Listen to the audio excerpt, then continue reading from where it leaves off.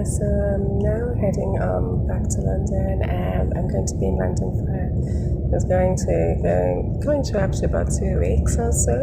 So obviously I was from Africa, and that is where I was born. So because of how we came about, how we arrived from Africa,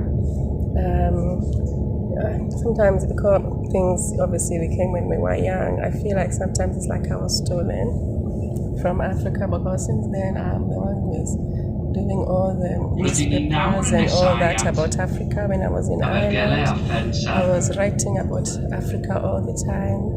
I was, if you look at all the work I did for the media, it was always about Africa. It was like my spirit, my heart was always in it, but I just didn't know how I was going to return at the time.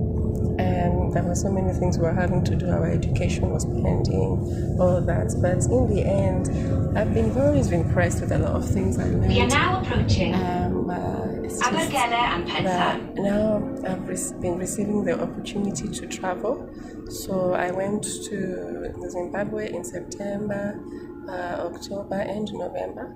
And then I returned in February, just being invited by people, so you can get your visa.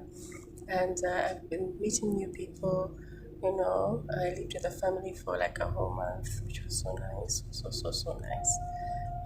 And I'm just really learning so much, because I didn't grow up in that culture, but there was so much I've been missing, and I realized now that a lot of this stuff that I've been missing is actually essential, like how we bring up our children, our morals, how we do things. I think when people travel to that, UK and Ireland, they sometimes change how they have been doing things. They are not doing things the way they used to do them in Africa.